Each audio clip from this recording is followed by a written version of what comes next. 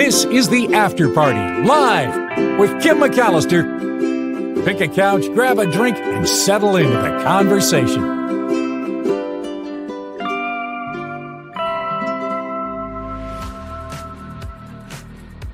It is The After Party live on a Friday at the movies with Tim Sika straight ahead.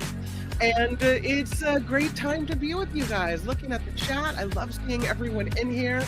Judy's been watching a lot of movies. That's very cool. Ooh, Priscilla, King of the Desert. That's a good one. We're fixing to talk movies in just a few minutes. Glad Rhonda's here. Yeah. I guess I had an erroneous link. And it's funny because I knew that I'd screwed up last night.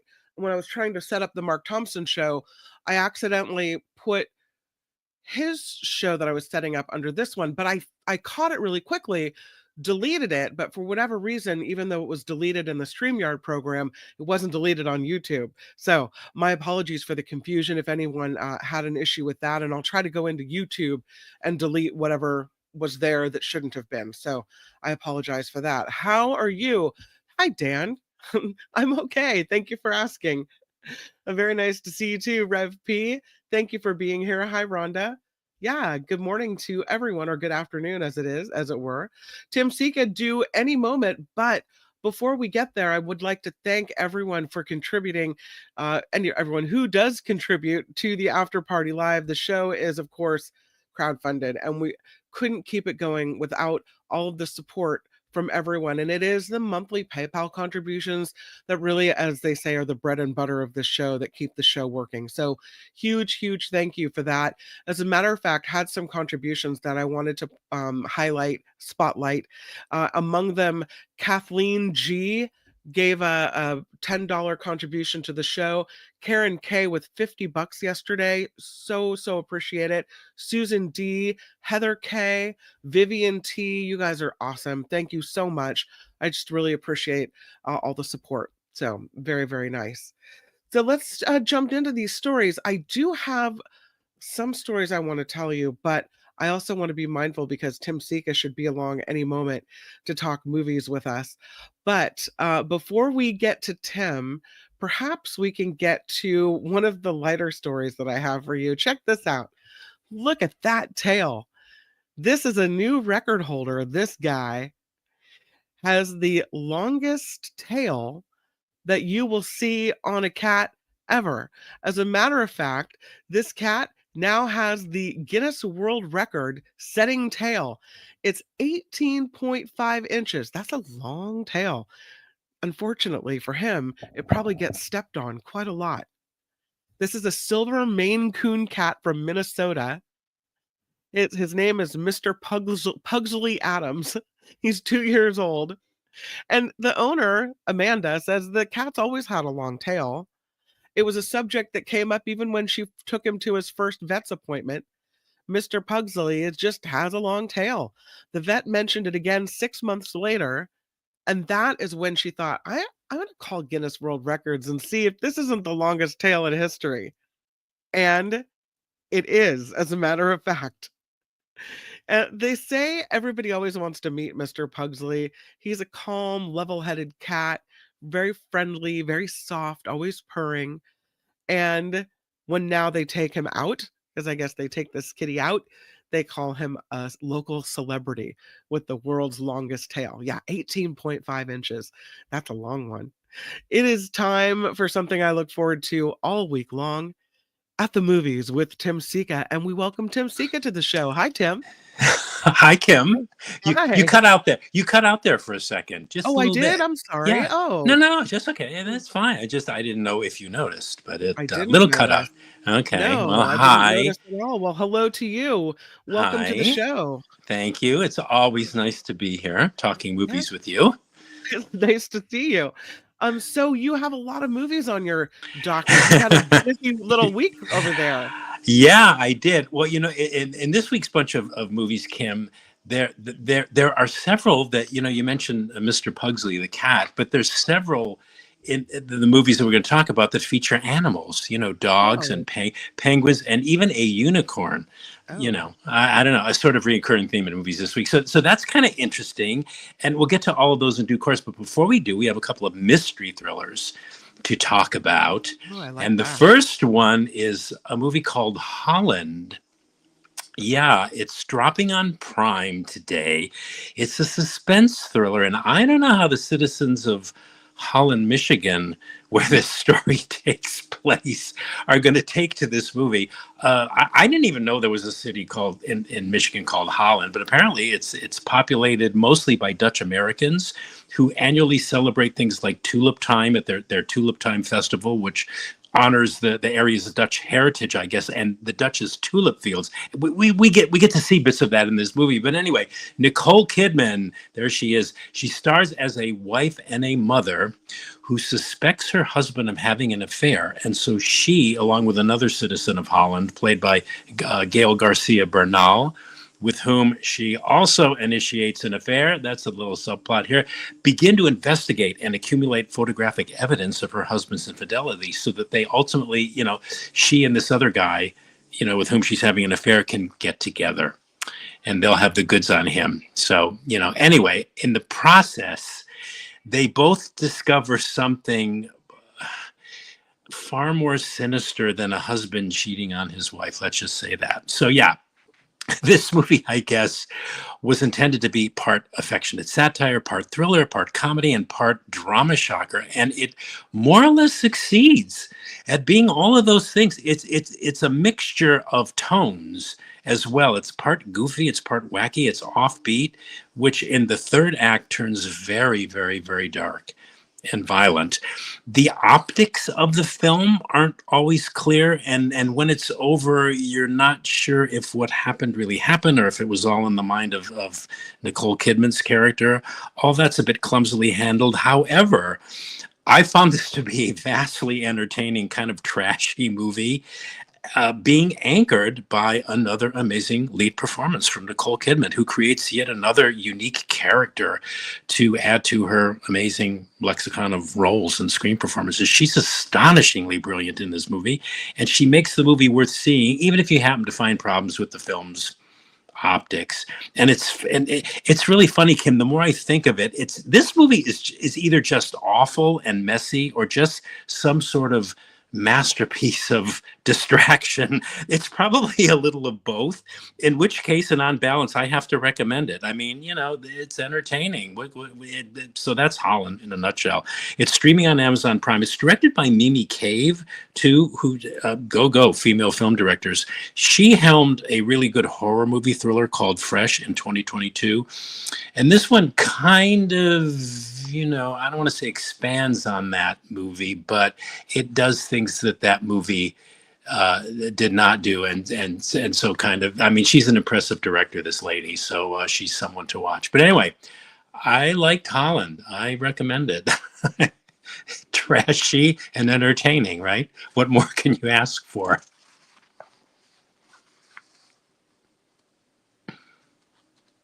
Hello.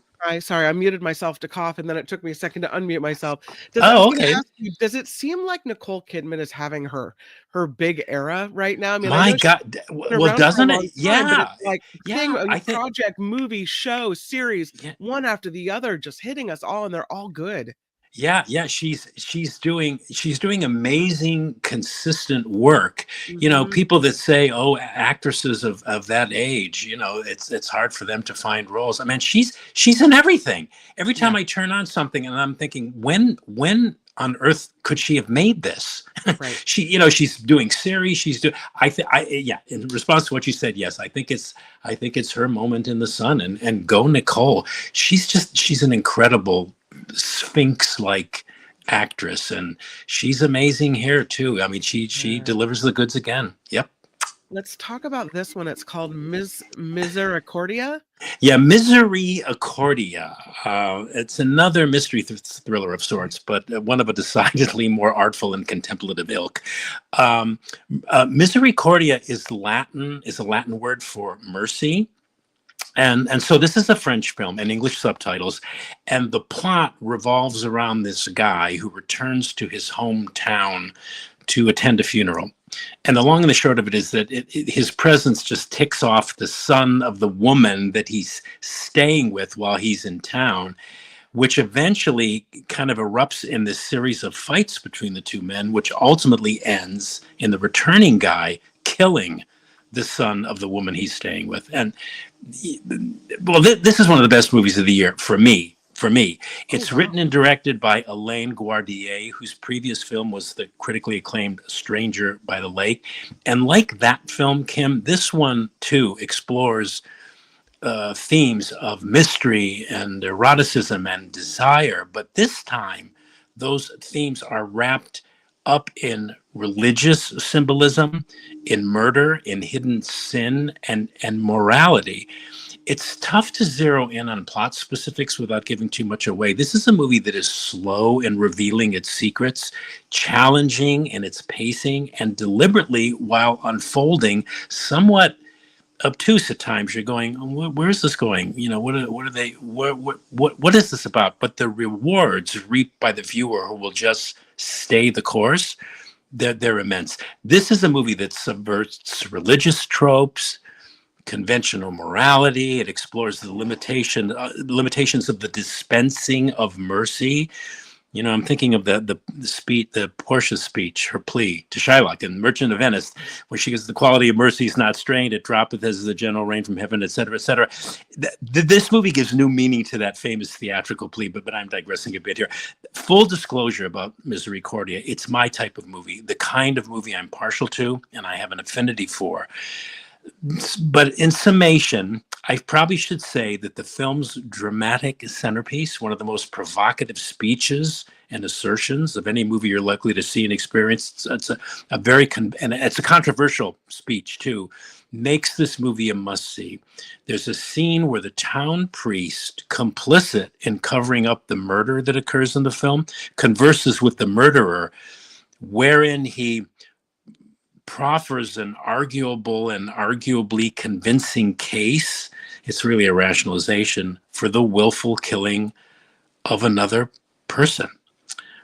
This scene alone makes Misericordia one of the must-see films of 2025 and one of the best. Yeah, I highly recommend it. I think Michael Snyder reviewed this movie on Mark Thompson's show last week. He did. Mm-hmm. Yeah, he did. And yeah, I don't recall if he liked it or not. Did he? I don't remember either. I don't think he liked it as much as you did. He didn't say it was one of the best of the year. Yeah, okay. Well, there we go. There you go. All right. Well, that's good. From that to the penguin lessons. The penguin. This is our first movie of the week that features an animal, a penguin that is rescued by this man. He's on the left. That's Steve Coogan on the left on the poster. He's a teacher of English in Spanish-speaking Buenos Aires in 1976, where a military coup is imminent. The historical backdrop in which this story, based on true events, takes place. This man, a British teacher of English, played by Steve Coogan, he teaches at a private boys' school, and in the beginning, he really just wants to get this woman to go to bed with him, but she convinces him, and he's unwilling. He rescues a penguin from an oil spill on a beach in Argentina, and gradually he and everyone else with whom the penguin comes in contact finds their lives transformed. That sounds so icky, sticky, sweet. Yeah. But not this movie. This is the perfect example of a feel-good movie, The Penguin Lessons is. The balance that this movie achieves between the heart and the head is perfectly calibrated in the movie. The movie is directed by Peter Cattaneo, who famously helmed The Full Monty of several years back. And by that, saying that the balance between the head and the heart is perfectly calibrated here. What I mean by that is that this is the kind of movie that at any moment could have turned into like an eye-rolling, sap fest, but it never, ever does. It never devolves into a Spielbergian sentimentality, for example, but it sustains this pure level of true sentiment and deep feeling all through the picture. The penguin in the film is beyond adorable. And what also I think makes this movie different, Kim, from other animal pictures is that the story is really about other things in the background, the Argentinian military coup of 1976, the human relationships, what it takes to maintain a democracy, hello, and the penguin itself becomes the focal point, and I guess an agent of change in a way for the people and the different things that happen within the penguin's orbit. So that was really kind of neat too. So this is probably one of the best family films I've ever seen. It's all those adjectives you would ascribe to a movie like this. It's charming, it's delightful, it's poetic, it's funny, it's sweet, and the sweetness is tempered by Steve Coogan's comic astringency. It's almost like if you sense that the movie, you watch the movie and you're sensing, oh, it's going to get a little icky here. Steve Coogan's look or his reaction or his response cuts right through that. It's like as if to say, nah, that ain't going to happen. Not while the camera's on me. So anyway, it's a lovely, lovely film. It's the perfect family film, and bring lots of Kleenex to this movie. Yeah. Is the penguin AI or is it a real penguin? That's a good question. I think it's a real penguin. I didn't research that, but I suspect it's a real penguin. If it is AI has gotten to the point now where we can't distinguish anymore. I think they used a real penguin. Yeah, Okay. yeah. I know they're really smart, but it always amazes me in what is it, 2 hours or an hour and a half or whatever long movie that they can get the penguin to do all these things and all these scenes Yeah. and Oh, well, this penguin, oh my gosh, you just want one when it's over. I you can't want have this a penguin. penguin. No. I know it's probably illegal, right, to have one as a Oh, I would pet. Yeah. imagine. Yeah, yeah. Yeah. Yeah. Let's Well, go to okay. this. Yes. Let's Oh, go go to ahead. this one. It is Yeah. the death of a unicorn. Yeah. And now for our second film with an animal in the mix. I guess if you consider a unicorn an animal, they're mythical creatures, but Sure. they're like horses in a way, right? With the Yeah. horn projecting from their head. So a kind of animal. Anyway, oh my God, here's a hell of a movie for the adventurous film goer, let's say, and what it's about. God, it's about so many things actually all rolled into one. But the plot has actors. Oh, he's not even in the poster. Paul Rudd. Paul Rudd is in this. That's Jenny Ortega. Okay, Paul Rudd and Jenny Ortega play father and daughter who are traveling to this billionaires summit, where I think the Paul Rudd character is being considered for the position of money manager for this billionaire's family. Anyway, en route to this summit, they hit and kill a unicorn with seemingly supernatural curative powers, who the billionaire scientists want to exploit for what else, right? Financial gain, right? What do billionaires want? More and more money. And then wouldn't you know it, the dead unicorn's parents show up and they start to slaughter one by one all those involved with the exploitation of their dead baby unicorn. Oh I mean, no. what a crazy premise, right? Well, this is a wild and crazy movie. It's inventive and funny and shocking. It's such a weird mixture too. It's this amalgam of so many different genres. It's like a comedy, it's like a drama, it's like a horror movie, it's like a slasher movie, it's a satiric movie. That it's amazing that it works at all. But not only does it work, it may even be creating its own new genre. Oh wow. You know, the unicorn slasher movie. It's very violent. It gets, oh God, it gets crazy violent at the end. But it's very inventive. It's very funny. It's very entertaining. It even functions as a kind of father-daughter yarn, which is interesting. And there's a lot of emotion that comes out of that. It's a very interesting hybrid movie. I don't know what movie I would compare it to, because it's so of its own. And even if I didn't like it, Kim, which I did, I most assuredly did, I would be giving it props for just being so experimental and so different and so idiosyncratic and so unique. Also, Anne, the film also takes vicious aim at the superficiality of the 1%, which was kind of satisfying. But in this political climate, I think it makes the movie subversive as well. It really takes aim, and you're going, my God, are they nailing it? So anyway, which is all of this is to say that I really love Death of a Unicorn. It's not for kids though. With it, you say it gets very violent at the end. We're going to say I would say not for kids. You know, not for kids. But yeah, God, yeah. it pulls out all the stops. This movie, I'm told by more than one listener here and viewer that the Bible mentions unicorns multiple times. oh Who yeah, knew? Yeah, interesting. Yeah, I didn't know this. Yeah, I did not unicorns in the either. Bible. I didn't Yeah. either. All Huh? right. Well, it looks like a scary unicorn. You would usually, when you think unicorns, you don't think pointy teeth like that. Yeah, well, these the parent unicorns kind of reminded me of some of the dinosaurs in Jurassic Yeah, Park. Yeah, well, look at the poster. Yeah, very it's interesting. crazy, crazy, crazy, crazy movie. All right, let's move to the next one. This one is called The Friend. Yeah, our final movie released this week with an Mhm. animal at its center. Okay, probably my favorite movie of the week. And I think my favorite movie of the year so far is The Friend. And okay, so in the story, Bill Murray, there he is in the poster to the left of Naomi Watts. He's Mhm. perfectly cast here. He's doing what he does best, his Bill Murray shtick. He plays a famous writer who commits suicide, and it Oh. transpires that he was the friend and the mentor of another writer played by Naomi Watts, who's to the right on the poster there, and she gives an Oscar-winning turn. Her performance is amazing in this, but her character winds up adopting his Great Dane, who is literally in mourning over the loss of his master. People say, "Oh, dogs don't mourn when their owners die." Well, they do, Mhm. and the dog's name is Apollo.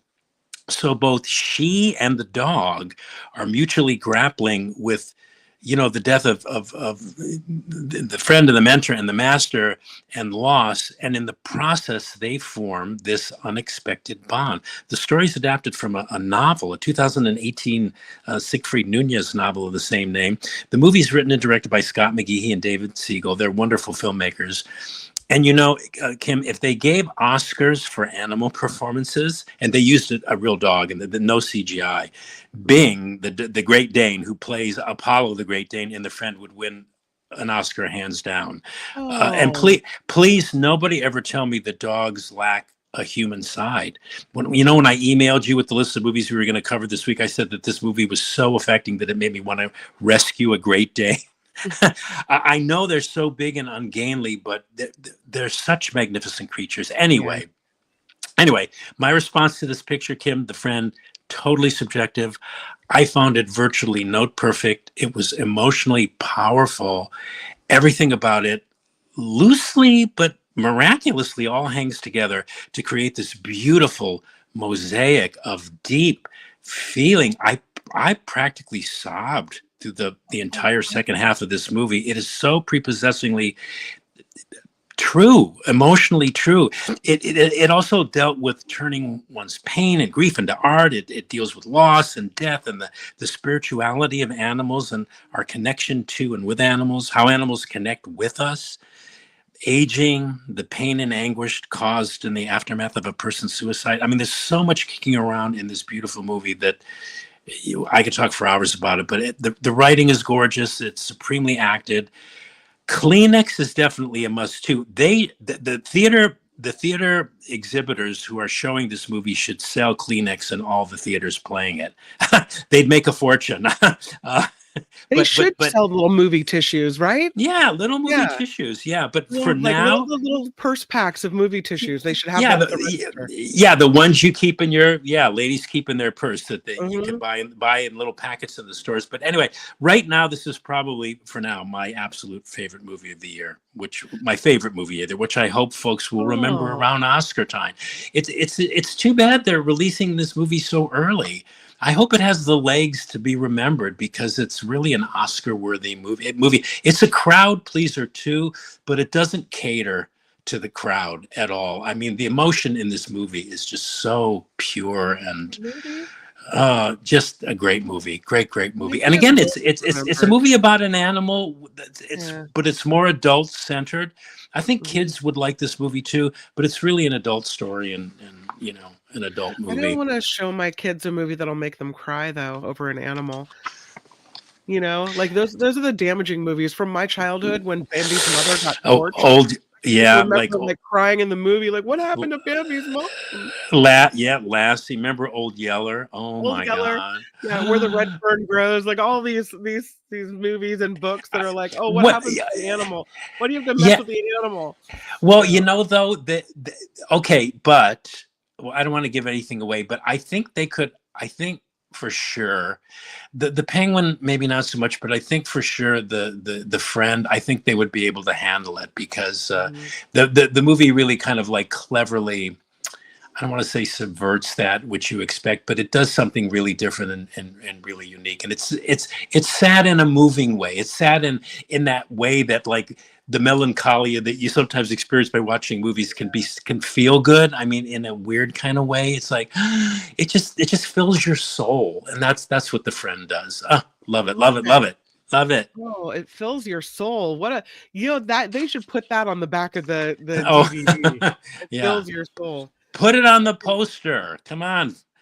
So Bleecker Street. Yeah. Put it on the it poster. is time for, and this is something that people now wait for. They tune into the show just to see what you're going to say. Oh, Tim's interesting. classy Yeah. movie recommendation of the week, and this week you're going for Ah, Separate yes, separate Tables. tables. Yeah, Mhm. speaking of adult themes and stuff, when you watch a movie like this called It's Separate Tables, it's a 1958 black and white drama. It's based on a play by Terence Rattigan. You invariably fall back on that cliche, that cliche of, man, they just don't make movies like this anymore. This kind of movie was de rigueur in the old Hollywood system. Movies primarily made for an adult audience that maybe adults could like take their family to. Kids might check in and check out, but there would be nothing offensive in them in terms of graphic violence or sexuality, but just really really adult stories. And this one is that kind of movie. It features an all-star cast: Deborah Carr, Burt Lancaster, Rita Hayworth, Wendy Hiller, and David Niven, who both won Oscars for their performances. And it's about a small seaside hotel filled with lonely people and their interactions with each other. And the title refers to the hotel practice of seating solo guests who were staying at the hotel at their own dining tables at mealtime. Mhm. So in other words, nobody was going to bother you, kind of thing. You can eat, unobstructed. And again, adult, intelligent stuff. This movie just speaks for itself. It's a sensitive, absorbing drama. It's directed by Delbert Mann, who we talked about earlier when we were talking about Marty, which was another 1950s movie that I recommended. He directed that. He won the Oscar. He also directed this. This movie was produced by, at the time, Burt Lancaster's production company. It's based on a play. Now, so many plays are based on kind of mediocre movies. Anyway, it's just an exquisite adult drama about loneliness and the inability to connect with other people, which, at least in this story, causes individual lives to further unravel. Again, an emotionally rough movie, but it's also a very emotionally satisfying one. And yeah, I've seen it many times, many times, and I watched it again in preparation for today. I love the pictures, the pictures of all of the tables. Is it Yeah. mostly, does it center in the restaurant, or do they ever go outside the restaurant? They occasionally go outside the hotel Okay. where they're staying, but most of it, yeah, takes place in the dining room or in the lobby of the hotel. But it's funny. Yeah, it's funny. Yeah, I was saying it was based on a play, but you never really think that while you're watching it, because it's cinematic. It feels and plays like a movie. Sometimes when they adapt plays to film, especially during this time or especially in the transition from silent to sound, they didn't kind of know how to use the camera. So the movies based on plays were kind of stagey and a little kind of stiff. not this movie. They learned in those subsequent years how to use the camera to adapt a play to film, and this is a perfect example of that. Oh, And and it's look, just great. I mean, the acting is so incredible and it looks like I was amazing. going to say quite the cast of characters here. A lot of big names. Yeah, David Niven there on the left. He won the Academy Award that year for Best Actor, and Wendy Hiller, who runs the hotel, won the Oscar for Best Supporting Actress, and everybody else pretty much there. Deborah Carr, they were all nominated. Gladys Cooper's there, sitting with Deborah Carr and Burt Lancaster, Rita Hayworth. I can't see who's way in the back there. I think that's Kathleen Nesbitt. She plays one of the longtime residents of the hotel, who kind of likes to gossip a lot. I think they could So have done better with the movie poster. yeah, that looks like a typical 50s. Yeah, Yeah. well, yeah, I felt that they probably felt The that mo they didn't need a lot of splash and Yeah, the pictures from the movie are make it look so much better than the poster does. Oh yeah, right. The last photo that you showed too, that was Rod Taylor, who Rod Taylor was in The Birds and he was in The Time Machine. Mhm. Yeah, he was a famous actor of the 50s and 60s. Yeah, Very he had a cool. supporting role here. Very good, but the cast is uniformly fantastic. All right, we'll recap it. Thank you, Tim Sika. The first one you talked to us about is called Holland. You said it's a suspense thriller with Nicole Kidman, but it's goofy, it's wacky, it's offbeat, and oh, so dark. You said it's vastly entertaining, a little trashy, but Kidman is great, and you recommend Holland. Misericordia, hopefully I said it right. You called this one of your top movies of the year. You called it a must-see film, and you point out one of the scenes in this movie is just amazing. So Misericordia is on my list. The Penguin Lessons, it was such a feel-good movie to you, but you needed tissues as well. You said great balance to this movie. The penguin's adorable. You said it's the best family film, charming, poetic, funny, and sweet. The Death of a Unicorn. You said this one is inventive, it's funny, it's shocking, and a really strange mixture with so many genres of movie all smashed together in one, to the point that it could actually create its own new movie genre. You said it's very violent, but also very experimental and very unique, and you recommend Death of a Unicorn. As for The Friend, you loved this movie. You said the dog deserves an Oscar. It's note perfect. You called it emotionally powerful, beautiful mosaic of feeling, the connection to animals, the touches on aging, turning grief into art. It has good writing, good acting, and again, you need lots of tissue for this one, but you've loved it. And of course, your classic movie recommendation of the week is called Separate Tables. You said they don't make them like this anymore. This movie was made in 1958. It is streaming on Prime. You said it's a great cast. This is an Oscar award-winning movie. Separate Tables is Tim's classic movie rec of the week. And that just about very There nicely we sums go. up this week's movie segment. You are awesome. Yeah, you really put in a lot of work on this one. Thank you so much, Tim. Oh, thanks, Kim. I guess we'll meet again next Friday. I am looking forward to it, and you've given me a lot to chew on and a lot to put on my list this week. I definitely want to go see the dog movie. Was it The Friend? Is that what it's called? Yeah. Yeah, Oh, The Friend. go see the dog movie so we could both talk about it next I week. know. Oh, you know what, Tim? I forgot to tell you. I My husband and I watched Adolescence because of your recommendation. What did you guys think? We Excuse me. What did you think? were Yeah, it was really good, dark but good. Hard to watch this boy Yeah. go through all this. Hard Yeah. to watch the anger that surfaces and comes out. And just the indifference and the attitudes of the kids at the school, Yeah. really surprising to me. But also, we talked about maybe changes we need to make. Are we doing a good enough job? Are we Hmm. teaching the things that need to be taught well enough? Are we monitoring the Yeah. internet well enough? Like, it Yeah. made us take a second look. You just kind of, you check yourself. It makes you check Yeah. your if Yeah. you have a child, you Yeah. wanna make sure that things that you assume that they're learning that would be things you don't have to teach are things that actually are being taught now. Does that make sense? Right.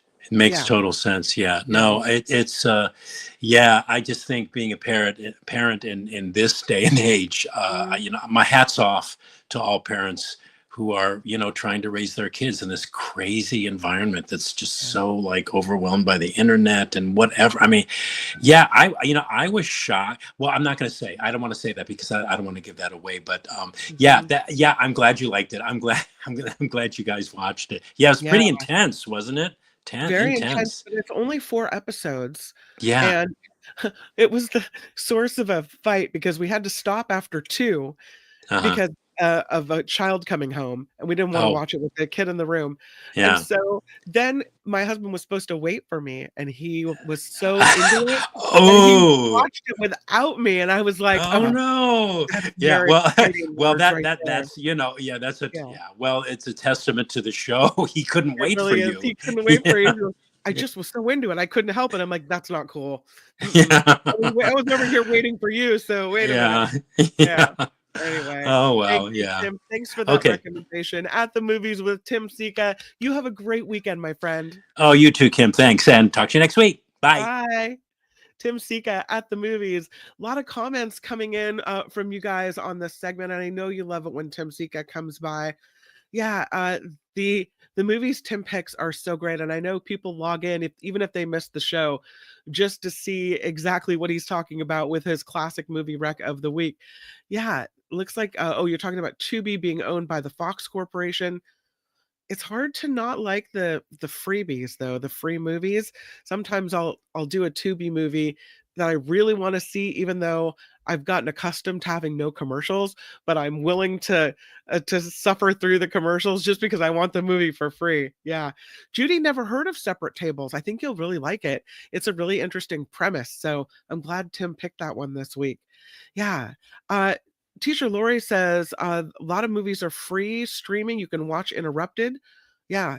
I don't know exactly what movies you're talking about, but that's amazing. I love a free movie myself. So yeah, there's a lot to watch. And B. Aware says nothing is free in life. Maybe except for Tubi. It's not so free if you have to watch the commercials, though, is it?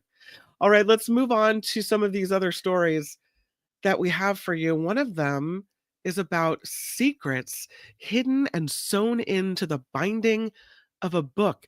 It is about the tale of Merlin, and it was found in an old record of a property deed, financial records in the UK.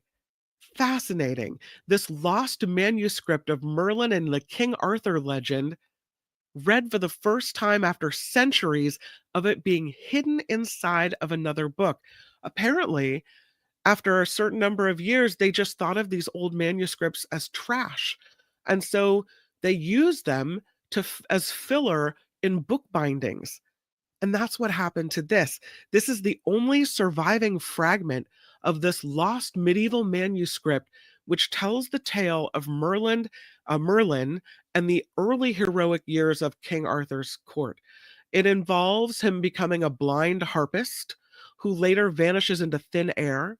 He reappears as a balding child who issues edicts to King Arthur while he's wearing no underwear. Talks about his shape shifting, his powers apparently coming from being the son of a woman impregnated by the devil. Yeah. For more than 400 years, this remnant of this medieval story was just in there, hidden, undisturbed, unnoticed. It was just tucked inside and sewn into this book. It was repurposed as a book cover by Elizabethans to help protect an archival register of property deeds. Now, the 700-year-old fragment, written in Old French, has been revealed. This is so rare, and it's not that we didn't know the story. There are less than 40 surviving copies of this in the world. But it was discovered by an archivist at the Cambridge University Library, folded up and stitched right into the binding of this 16th century register. So now at Cambridge, they're looking around at all of these old books, wondering what else is hidden? What else could we find in the bindings of these old books? They had to use this technology to digitally capture this parchment. It was very fragile. They couldn't unfold it or unstitch it because it would have suffered irreparable damage. So they unfolded it virtually. Yeah.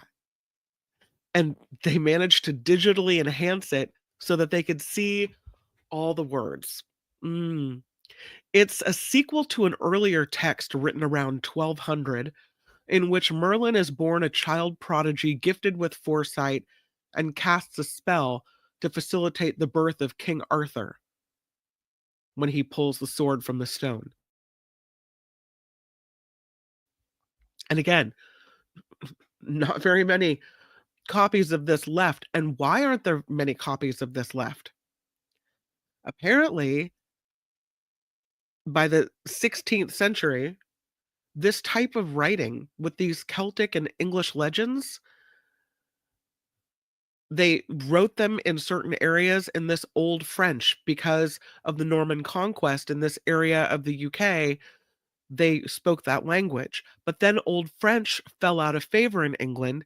There was a linguistic shift to English among Arthurian literature. And so they think that might be why this fragment ended up as book bindings in this old register. The text lost its appeal, and so they just reused it. The library wanted to preserve this register, so it was from 1580 to record the property of Huntingfield Manor in Suffolk as evidence of 16th century archival binding practices in England. They say it would have been necessary before this to cut this binding to get to the parts of this folded fragment, but now they have so much technology to use, from CT scanning to multispectral imaging to 3D modeling, that they could read the faded, hidden text of this fragment. So that's pretty cool. And here they are. I have a picture of them using the computer to check and see. So now that the researchers at Cambridge are looking around and they're thinking, what else is hidden in all of these book bindings? What else might we find fascinating? Yeah. One of the researchers said they saw this manuscript as a piece of rubbish, and it would never have crossed their minds what we would do to it.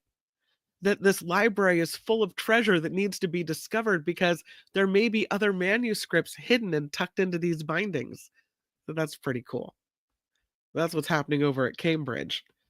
This weekend, there is the opportunity for some people in America to see a rare sunrise eclipse on Saturday and to catch a glimpse of solar devil horns.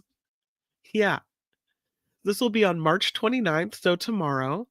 If you've got clear skies and you have eye protection and you're in the right place at the right time, the sunrise will be spectacular on Saturday. This is across parts of northeastern North America. The sun and moon will rise together, with the moon obscuring some of the sun. The eclipse has no period of darkness, so no totality. If you don't sleep through it, though, they say it might look like devil horns on the horizon. I'll probably be waking up to pictures because I won't be able to see it. You can see it online, though. If you can't see it in person, you can see it online. They say the moon will appear to take a bite out of the sun in a partial eclipse, and that bite depends on your location, where you are. So there will be no safe moment to take off your glasses since there's no totality. You cannot look directly at the sun. It will burn holes in your eyes. Don't do it. It's bad, right? Okay, so enough that we've said that. They say don't try to look at the eclipse through your camera either, through your cell phone camera. Not going to be good. It could still damage your eyes that way. You can do the pinhole projector. You can make one of those. You can find information about that online. So it'll be interesting. The areas where it'll be most visible, Northeast, Mid-Atlantic will have some view of the spectacle. Portland, Maine will see 64% coverage. Washington, D.C., 1% of the sun's surface will be obscured. Western Europe will get a glimpse of this as well. But the best viewing will be probably in Canada, where 93% eclipse coverage in Nunavut, north of Quebec, on the eastern side of the Hudson Bay. Halifax, 83%. St. John's, 83%. Montreal, 47%. So really good views in Canada. They're calling it a double sunrise because the moon and the sun go up together. And the 2 points on each end of what's being called this grin, where the moon covers up the sun so it looks like devil horns. The very first part of it, that's when it looks like the devil horns. And then it looks like a grin after that. So there is a live stream. It starts Saturday morning at 5:30 a.m. Eastern, and it jumps around. And I will put the link in the chat right now so that if you are interested in watching it live, you would be able to do so. So here is the link. I'm just going to post it in here for you. And it talks about how to see it online if you are so inclined, because I think that's pretty cool. We talked about the record-setting cattail, 18 and a half inches long. But here's a story for you. It's a gator, so it's fair game on a Friday, right? But it didn't happen in Florida. It happened in Louisiana, where this alligator was on someone's porch, and they had to call a gator wrangler to get it out of there. And this gator did not want to go. Oh no. Here's the gator fight it puts up. I think I have, I don't think we have the, well, you can kind of see it's so small. Here it is. You can see the gator wrangler trying to get it off the porch, and the gator just puts up one heck of a fight. Does not want to leave. Yeah. Anyway, so there you go. I'm having an audio problem with this one. You kind of see the gator there. It is not happy. Not a happy little gator. Eventually, the gator was taken away and taken to safety, but boy, did it put up a heck of a fight. And again, this was on an enclosed porch in Louisiana, and thank goodness they called the professional gator wrangler. The couple that lives at this house said they were at home when they heard this sound like a scratching, and they thought that something was in the house right behind them. And it turns out the screen door was torn. The man of the house walked up to the edge of the porch and saw the alligator's tail and ran back inside and saw him from a window. And that's when they called for help. The sheriffs came out. The gator wranglers came out. The whole thing apparently was chaos. Everything was knocked over. The cushion was in the gator's mouth, the couch cushion or what have you. It was a 9-foot long gator that they were wrestling. So anyway, they got the gator and everything was fine, all back to normal. But I'm just fascinated by these incidents where you have these people that are living alongside these creatures. It's so foreign to me, being a Californian. Let's hope it stays that way. Knock on wood. This guy's pretty impressive. He holds the record now for the number of pull-ups done underwater. He's an Egyptian diver. And what's interesting about this is he said it wasn't the pull up that was hard, it was the push down, because you're pushing down against the pressure of the water. His name is Rami. He's 36. He swam 29 feet and 6 inches straight down to where the pull-up bar was waiting for him. And yeah, he said a lot of people think it's easy because you're pulling yourself up underwater and the buoyancy will help you, which is true. But he said the challenge was actually pushing myself back down. That was the challenge because I'm resisting the water and I'm doing this on a single breath at a depth of 9 meters. So he makes the record 33 pull ups before he had to surface for air. He said it's a pretty indescribable feeling. He said, I'm one of the people who are in the history books now, too big, he said, for my brain to absorb. So, congratulations to Rami. That's quite a thing to swim down 29 feet 6 inches, do 33 pull ups. He makes the world record, and that's something.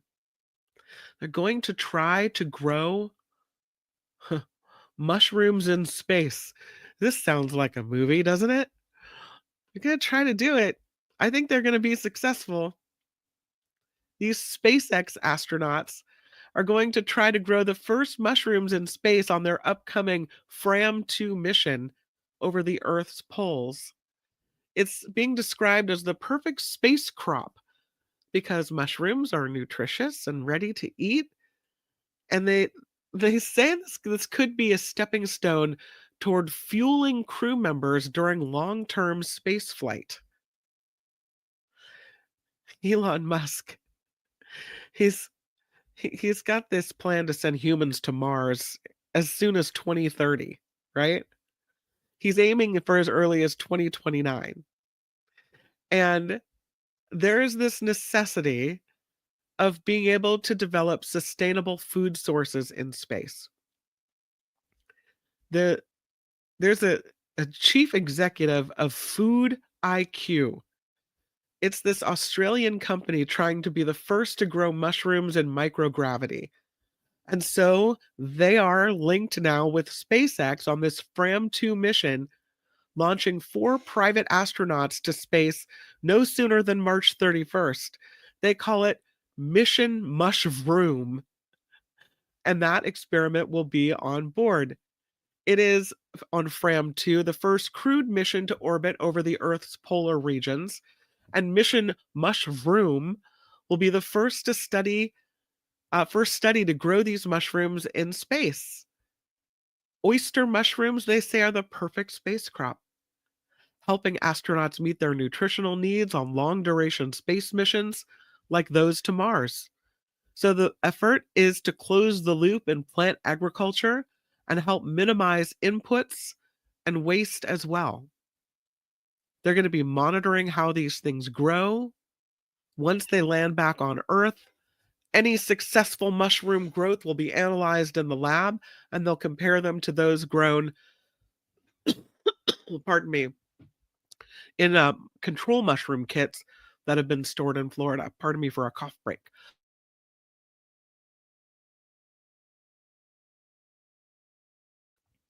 Boy, I'm telling you, this cold. So, they think the potential applications of mushroom in space could transcend the kitchen. So, mushrooms as architectural material to grow human habitats in space could open the door to making mushrooms like the Swiss Army knife of a multi-planetary existence. That's a lot of pressure on mushrooms. I don't know. It's interesting. That's the first food we're going to be growing in space. Yeah, okay. What do you guys think about that? I'm not sure. Not sure what I think about that. You know? Should we end it with the lotto of the day? Let's do it. This this one involved a dream. Sometimes that's all it takes is a dream, right?